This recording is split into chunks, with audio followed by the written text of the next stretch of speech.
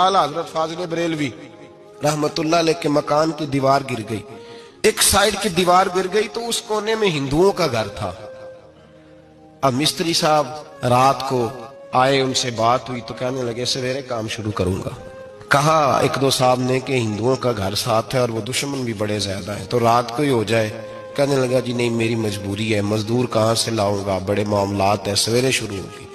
अब रात को मौलाना जफरुद्दीन बिहारी अलैहि रहमा कहते हैं बच्चे मदरसे के बाकी सारे लोग सबको जमा किया गया, चूंकि उस तरफ से थोड़ा खतरा था हिंदुओं की जानिब से। कहा जनाब ये बड़े दुश्मन है इस्लाम के, तो इस तरह करो कि 2-3 बच्चों की ड्यूटी लगाएं या कुछ लोगों की यहाँ रात को पहरा दिया जाए। ठंड भी बड़ी ज्यादा थी, खड़ा होना भी मुश्किल था।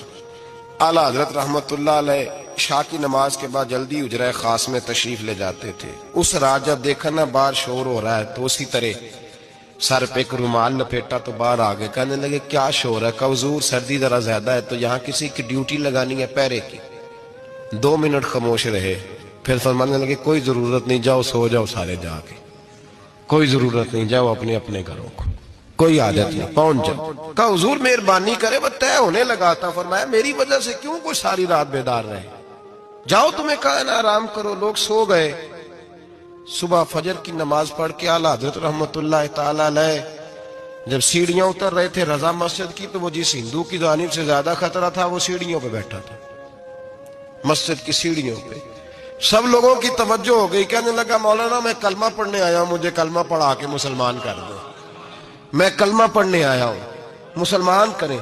लोगों की तवज्जो। आला फरमाने लगे नहीं अभी तो इंतजार कर, थोड़ी देर के, अच्छी तरह सोच ले, जज्बाती फैसला ना कर, ये तू आ रहा है। ये कह के जब 2 सीढ़ियां नीचे उतरे उसके पास से तो उसने पैर थाम लिए। कहने लगा अब ऐसे तो ना करो, रोने लगा। आला हजरत रहमतुल्लाह ने कलमा पढ़ाया, कुछ बातों की नसीहत फरमाई, तशरीफ ले गए। घेरने वाले घेर के बैठ गए। कहने लगे हमें भी बता बदला कैसे है। कहने लगा दीवार गिर गई, आधी रात तक इंतजार करता रहा, पहरेदार कोई नहीं, तो 2 तलवारें लेकर जब मैं इनके मकान की जानिब बढ़ा, मैंने कहा आज गर्दन काटूंगा और काट करके निकलूंगा। कहता है जब मैं करीब आया तो 2 शेर खड़े थे, ऊपर से पलट के आया तो फिर खड़े थे, इधर से पलट के आया तो फिर खड़े थे। फरमाते हैं मैं 2 घंटे के बाद आया तो फिर पलट के खड़े थे, मैं फिर 1 घंटे के बाद आया, शहरी का वक्त होगा तो फिर पलट के खड़े थे। अब मैं डर के भागा। कहते फाजिल बरेलवी ने अपनी खिड़की से मुंह बाहर निकाला। कहने लगे और कितना तजर्बा करेगा, मुझे तू लवारस समझता है, बस कर मान जा। मैंने कहा हुजूर ये कौन है, मुझे बताइए तो सही ये कौन है।